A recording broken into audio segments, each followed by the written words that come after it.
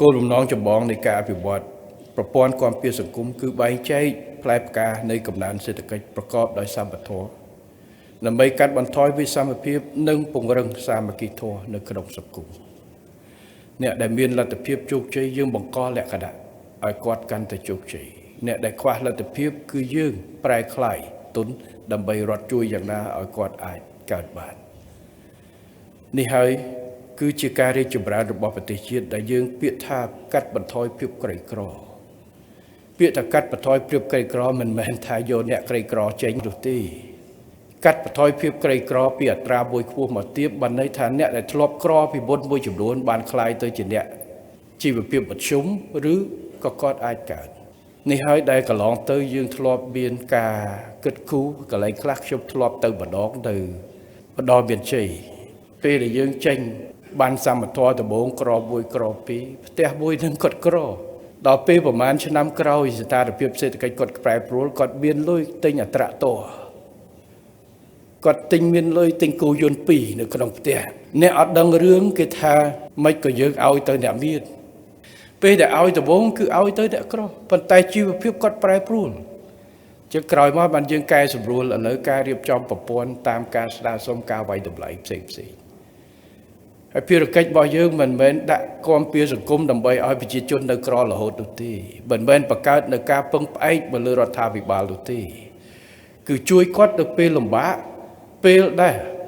ត្រូវការជួយបន្ទាន់តែធ្វើម៉េចដាក់ទិសដៅដើម្បីជួយគាត់ឲ្យរឹងដៃរឹងជើងគេសួរថាហេតុអីបានជាយើងទៅជួយមនុស្ស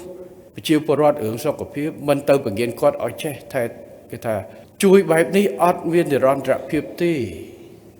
បណ្ដៃថាតលតែយើងបង្រៀនមនុស្សឲ្យចេះចាប់ត្រីទើបមាននិរន្តរភាពខ្ញុំប្រាប់គាត់ថាត្រូវហើយប៉ុន្តែបើខ្ញុំចុះទៅឃើញអ្នកនេសាទកំពុងដេកឈឺតើខ្ញុំទៅយកសទូចឲ្យគាត់ឬមួយក៏ខ្ញុំយកថ្នាំទៅព្យាបាលគាត់សិនឲ្យគាត់ឈាសិនបានខ្ញុំឲ្យសទូចគាត់ស្ទូចបើគាត់កំពុងដេកឈឺងើបមិនរួចពីកន្ទេលផងអញ្ចឹងការថែទាំត្រូវយកចិត្តទុកដាក់ការដោះស្រាយផ្ទាល់ចំពោះមុខចំពោះអ្នកដែលខ្វះលទ្ធភាពមែនទែនជួយគាត់ឲ្យមានលទ្ធភាពបង្កើនសមត្ថភាពហើយចាប់យកឱកាសដើម្បីចិញ្ចឹមជីវិត